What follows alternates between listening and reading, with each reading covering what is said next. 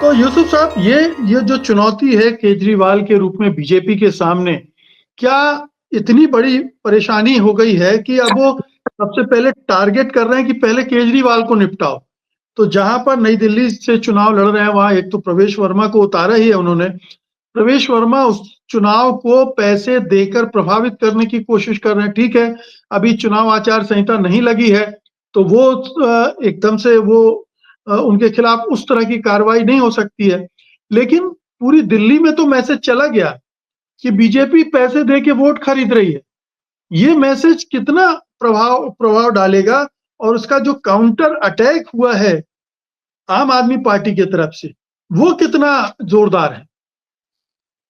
देखिए कितना इफेक्ट डालेगा ये तो अभी कैंपेन में जिस तरह से केजरीवाल और उनकी पार्टी कितने एग्रेसिव तरीके से इस मुद्दे को उठा पाती है बताएगा। लेकिन आज जो प्रवेश वर्मा वाला कांड हुआ है उससे ये बात साफ हो गई कि साहब थोड़ा बहुत अगर कहीं कोई पर्दा था निर्लजता का, वो भी आज पूरी तरह उतर गया है और बीजेपी पूरी तरह बेनकाब हो गई है, जिससे साबित होता है कि सत्ता हासिल करने के लिए वो किसी भी हद तक जा सकती है, किसी भी हद तक गिर सकती है। इससे पहले हालांकि कई मौकों पर ये बात साबित हुई, लेकिन आज जो ये हुआ है कि सीधे सीधे वोटर्स को पैसा देना और उनसे गारंटी लेना कि वो कमल के निशान पे मोहर लगाएंगे, जीतेंगे और जीतने के बाद ज्यादा देने का वादा करना, ये तो क्लियर कट जो अभी शीतल जी ने कहा कि ठीक है, आचार संहिता भले ही ना लगी हो, लेकिन वोटरों को खरीदने की कोशिश तो साफ तौर पर साबित हुई है। और ये अब इसमें कोई आप जो है गोल-मोल बातें करके निकल जाओ अलग बात है।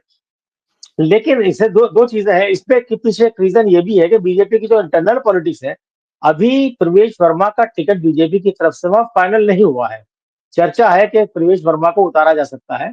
साथ में ये भी चर्चा है कि वहाँ जो सुषमा स्वराज की बेटी है बासुरी स्वराज, उनके नाम की भी चर्चा है और स्मृति ईरानी के नाम की भी चर्चा है। तो 3 चर्चा है क्योंकि वहाँ ये बात जो आपने कही कि साहब वो बीजेपी हर सूरत में आम आदमी पार्टी को भी हराना चाहती है और केजरीवाल को भी हराना चाहती है। जिस तरह केजरीवाल शीला दीक्षित को उनकी कंस्टिट्यूएंसी में हराकर मुख्यमंत्री बने थे, उसी तरह 3 बार के जीते हुए केजरीवाल को बीजेपी हराना चाहती है। उसी के लिए सारा हथकंडे हो रहे हैं। क्योंकि मुझे व्यक्तिगत तौर पे ऐसा नहीं लगता है कि प्रवेश वर्मा ने जो कुछ किया है, वो आला कमान के इशारे पे किया है या पार्टी नीति के तहत किया है। ये उनका एक अपना वज़न बनाने का भी तरीका हो सकता है और इसलिए शायद उनका टिकट पक्का हो जाए, उनको ये श्योरिटी देने के लिए हुआ होगा।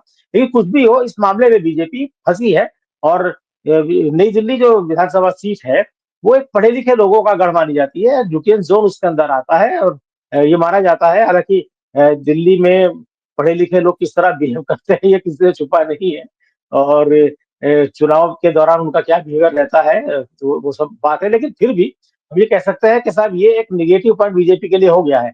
तो बीजेपी कितना असर बीजेपी को इसका कितना फ़ायदा होगा या लेकिन मुकेश भाई इसके अंदर क्या है कि आम आदमी पार्टी की तरफ से जो रिएक्शन आया है और जिस तरह केजरीवाल ने रिएक्ट किया इसके ऊपर, प्रवेश वर्मा को देशद्रोही तक कहा है और ये भी कहा था साहिब सिंह वर्मा की आत्मा आज रो रही होगी अपने बेटे को।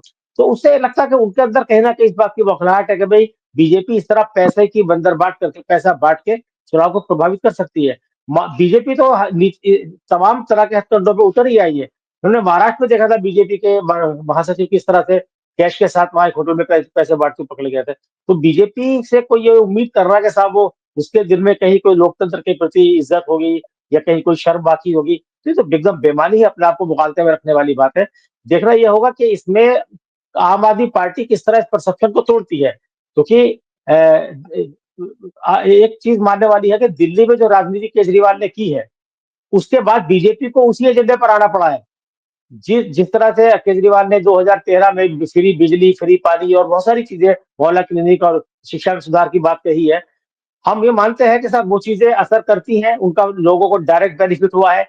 लेकिन जिसको बीजेपी फ्री बीस कह के चिढ़ाती है, उसी एजेंडे को बीजेपी को अपने शासित राज्यों में कहना पड़ा है। कहीं वो 300 यूनिट बिजली फ्री देने का वादा कर रही है, तो वो तो बीजेपी अगर ऐसा मानती साहब वो फ्री भी नहीं है, जनहित का काम है, तो बीजेपी की सरकार देश में है, पिछले 10 साल से है, 11वाँ साल चल रहा है, तो वो पूरे देश में लागू करे उसे, है ना? जी, तो ये सब चीज़ें हैं, तो कहीं न कहीं ये जो दिलचस्प लड़ाई इस बार होने वाली है क्योंकि ये बात अब शीतल जी ने कहा था कि कांग्रेस भी बढ़ रही है, तो देखना होगा कांग्रेस हालाँकि दिल्ली में कांग्रेस के खुद आला नेताओं को ऐसा नहीं लगता कि कांग्रेस बहुत ज़्यादा अच्छी स्थिति में रहेगी। इतना हो सकता है कि 1 आध 2 सीटों पे उसका खाता खुल जाए। लेकिन कुल मिला के अगर कांग्रेस थोड़ा-सा बढ़ती भी है, तो उसका नुकसान तो आम आदमी पार्टी को होगा। ये ट्रायंगुलर फाइट हो जी, जाएगी और कहीं न कहीं बीजेपी कोशिश करती है कि साहब वो ट्रायंगुलर फाइट हो, तो उसे फ़ायदा हो। तो कुल मिला के देखते हैं कि साहब इस घटना से कुछ आगे आगे किस तरह से रिएक्शन आता है और किस तरह कैंपेन जोर पकड़ता है, उस पर डिपेंड करेगा जी। काफ़ी कुछ।